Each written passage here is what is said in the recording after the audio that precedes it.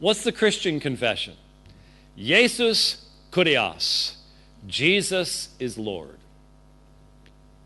Doesn't the Bible teach us that no one can say that except by the Holy Spirit, right? Now, anybody who can move their lips and expel air can say Jesus is Lord or Jesus Kyrios. But we know what Paul's talking about. To truly bow the knee in confession that Jesus is Lord requires a work of the Holy Spirit of God. Why? Well, to be able to understand what that means, to be able to live in light of what that means is a spiritual thing. It takes spiritual enlightenment. It's taking out that heart of stone and giving a heart of flesh and opening the mind and all the rest of that stuff. But you also need to understand that this was the period of time of the rise of the cult of the Caesar. And the Caesar also claimed to be Kyrios.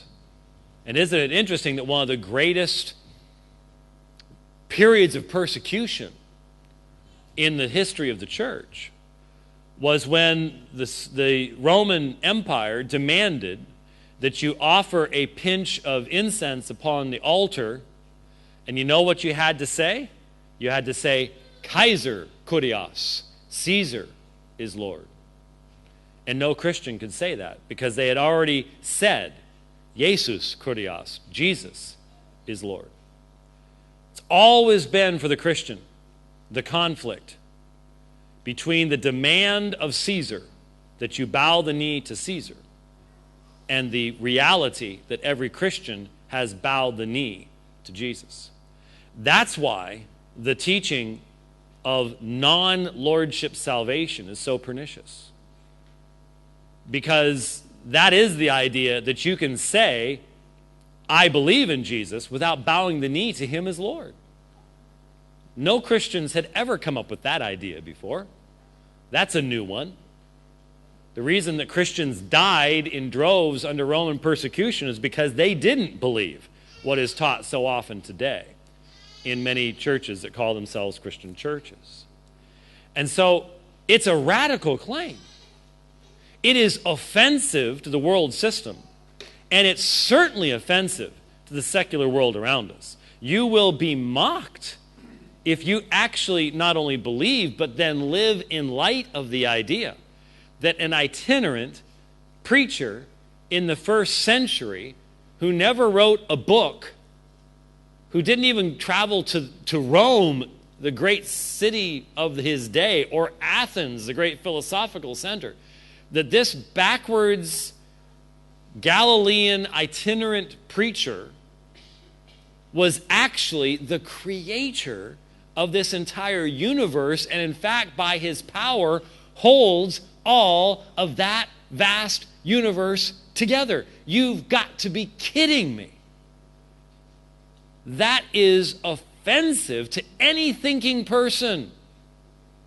Starting to sound like 1 Corinthians chapter 1. The preaching of the cross is to them that are perishing what? Foolishness. It's the Greek term moranos, from which we get moron. It's moronic. It's foolishness.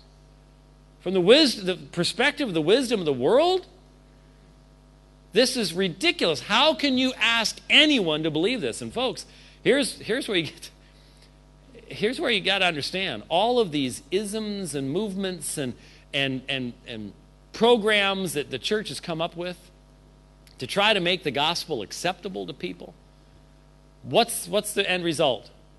It's always something other than the gospel.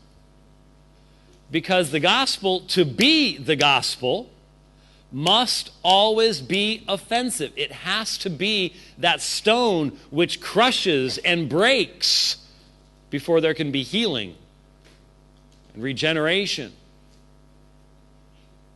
The very message which to those who are perishing is foolishness is to those who are being saved, what? The very power of God. The very power of God. It's not about the intellectual furniture up here.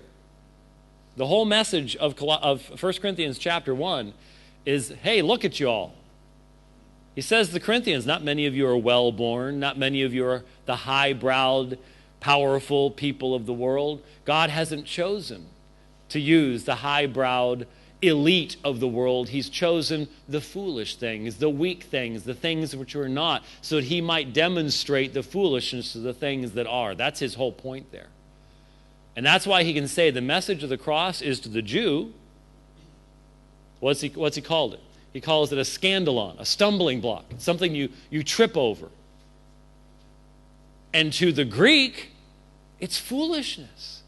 It's just so ridiculous you could ever believe something like that. But then what does he say? But to those who are what? The called, the elect, the ones that God chooses in his mercy to raise them to spiritual life, to open their understanding so that they might see the glory, his glory as the creator and what he's done in the incarnation. To those who are chosen, Christ, the power of God and the wisdom of God. But you see, that takes a spiritual activity in the heart and the mind.